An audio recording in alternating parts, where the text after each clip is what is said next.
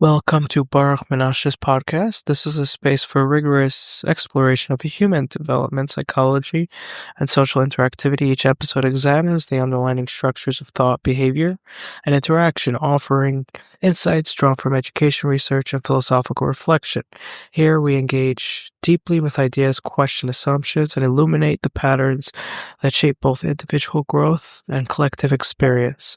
Join me as we unpack complex concepts and translate them into understanding, perspective, and meaningful dialogue. What is required of an establishment that is thus intersected with social phenomena is almost as primary as the social phenomenon itself.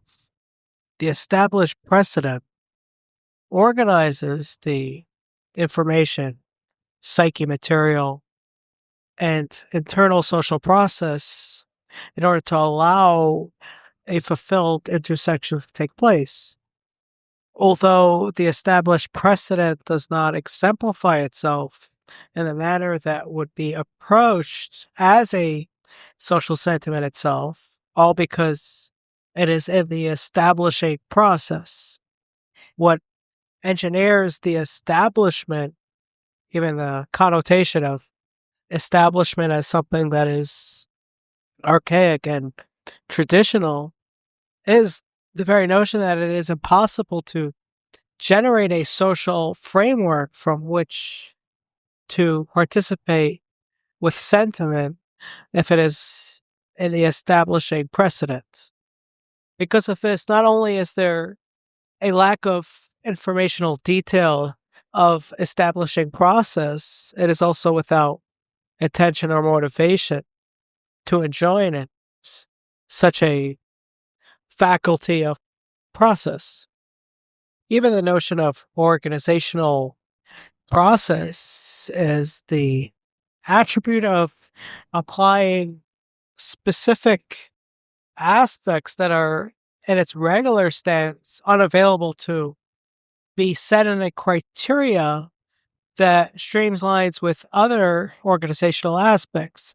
And it's only through the organization, which as its primary constitution is to delineate what is external to it, to then proceed to apply attributes from one to another so that there is a motionability between aspects in a manner where we can consider it to be a full-fledged organization, capital O.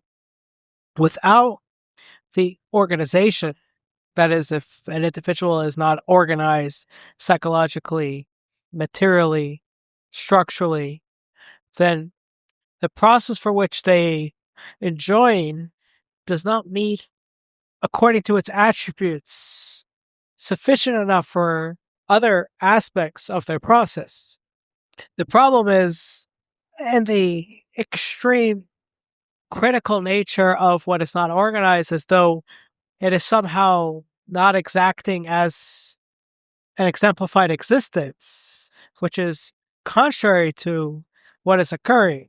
What is most existent is not organized. It doesn't have the ability to be organized because it is so existent, it is so animated that its attributes are unavailable to a continuous process between other organizational elements. It is only de facto of the organizational theme that it allows to be applied through a framework called the organization. Suffice to say that the criticalness of non-organizational status is only by virtue of one who is laden and beholden to an organizational theme for which it cannot be understood in any criteria, something unorganized to be existent more so than what is organized. What is organized is, in fact, non-existent, which allows it to be organized, to be set in place. What is most organized is least animated. The contrary is not the same. What is least organized to be most animated, because there is organic process that is not animated nor sufficient or purposeful for organization.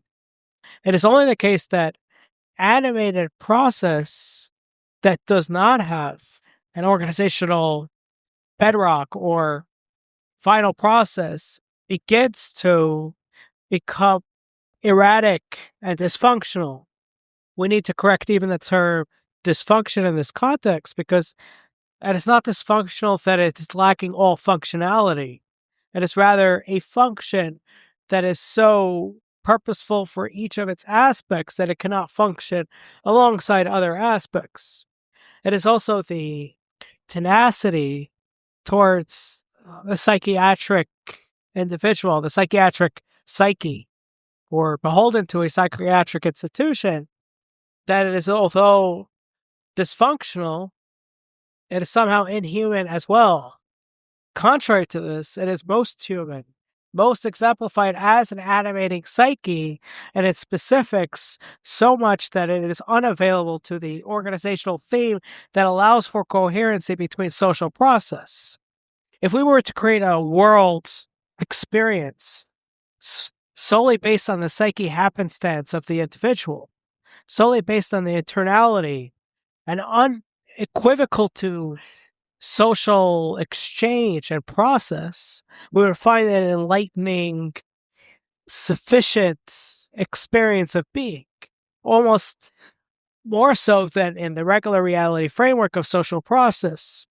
It is only through the lens of social normativity, but more so social receptivity, in which we can continue alongside that being in reflective properties without so much as degrading our own psyche, that we come to the view that it is somehow dysfunctional and thus non-existent, or less existent so than other beings.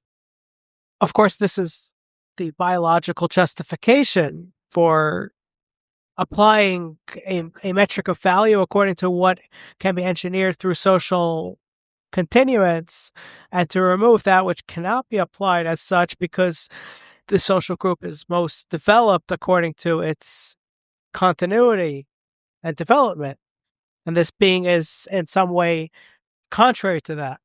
But once we remove the social lens, once we remove the perspective of such, and we apply a reality framework irrespective of social process, we find an enlightening procedure and experience. Even more so, we can apply an organizational theme, a coherency, which will develop alongside that psyche dysfunction, to both obtain a reality and framework of animated process, as well as an organizational theme in which can be applied to regular individuals. This is in how a psychiatrist, one who is a clinician in this environment, is both part of social process as well in partaking with such a psyche, such a dysfunctional psyche, in that they contain a organizational theme according to those highly animated social processes of that psyche, which don't correlate with social normativity. That is in the case in which there is no organizational theme, in which the animating properties don't correlate with one another because of the proclivity of each one to be a subjective whole that is so powerful and unavailable to its correlation. Organizational property is thus required not so much for the proclivity of those aspects to be accessed, but more so to be correlated, to apply a contract of value between them, to scale each aspect in accordance with the organizational theme, sometimes to enlarge and amplify one in contrast to the other, and others to dilute for the purpose of the organizational whole. In doing so, one can articulate the theme, then correlate those aspects in a way where each one is accessible through the other. In the regular case, the specific aspect is available to access only by itself, only through the aspect itself. But from the organizational perspective, although amplifying or setting limitations on certain aspects, it does allow for access between aspects according to that organizational spectrum. And this way, the contractual setting allows for a fulfillment of process, both of the animated aspects and in what way they have been applied in correlation, so that it can be built in a stable manner. It could be built one on top of the other. It can be layered and sufficed for a full construction that can be set in place. The spectrum of organizational tenacity will be according to in how it controls and regulates the correlating aspects between parts. If it is completely controllable, then it is a sufficient construction, completely stable, but unavailable in access to its parts, since it went at the expense of their animation, as well as detriment in the exposure of the entire organizational theme. If we imagine a brick and mortar construction that contains no sociability, it acts in this manner of allowing some level of organization, but so distant from access to what is beyond it, what is contained by it, that we find it almost to be hostile as a construct. As well, in the other extreme, the first level of all organization is the conceptual construct, as noted as its construction of themes of consciousness, themes of sociability that are not based on material supposition, although contains a subjectification of such to allow it to reflect a current environment, but it is simply the allowance of some level of organizational theme.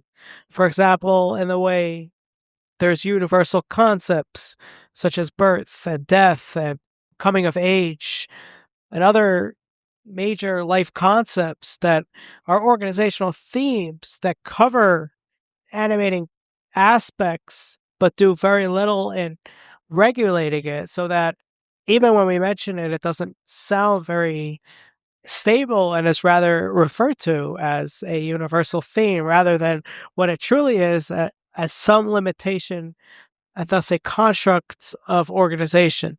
Free audio post-production by alphonic.com.